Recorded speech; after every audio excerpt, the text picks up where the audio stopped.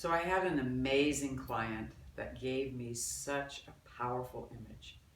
A homeless woman, elderly, older, and she'd had two sons die and her husband had died, and then she lost her home.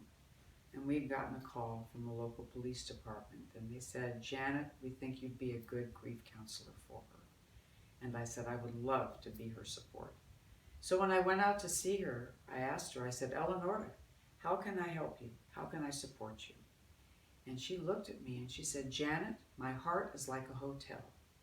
And she said, "Everybody I love has a room in my heart hotel."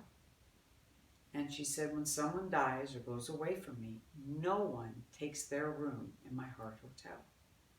She said, "I'm kind of like Mrs. Winchester." And I said, "Mrs. Winchester of the Winchester Mystery House." She said, "I can kind of add on new rooms as I meet new people to love." And she said, "Janet, if you're nice to me, you're going to get a little room on the second floor." And I said, "I love this image. This is powerful." And I said, "Well, what do we do with the Heart Hotel?" And she said, "When I have an empty room, I fill it up with the love and the memories and the good times." And I said, "That's amazing." So I said, "Eleonora, why do you need me? You've got it more figured out than I do. I mean, this Heart Hotel is brilliant. How do you take care of your grief?"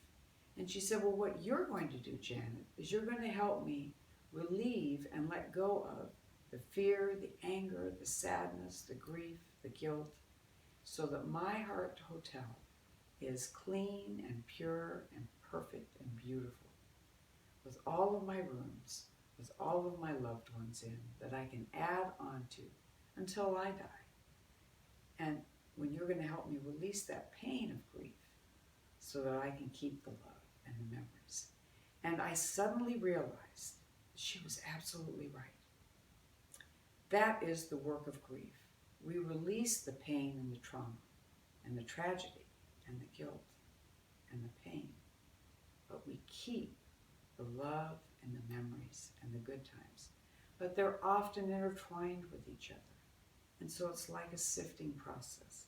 We have to sift through every moment, release the pain, keep the love. I had a wonderful client who was a foster child, about 10 years old, and he made for me a beautiful Heart Hotel. Now, what I recommend for my clients is that they actually do their own Heart Hotel. He was an artist, however, and he had created rooms on all of his doors, on all of his rooms in his Heart Hotel, which was incredible. So one day he came in to see me in this big Heart Hotel, and his birth mom's door had the door closed on his birth mom's room. And I said, "Raul, what's up with that? I noticed your birth mom's door is closed." And he said, "Well, I'm not very happy with her right now. She's missed 2 visitations, but I still love her. She's still my mom. She still has a room in my Heart Hotel."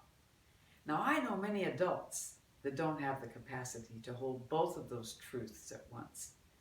I'm both unhappy with my mom, but I still love her. So it's both an and. It's not either or. And he had the capacity to hold both in his heart.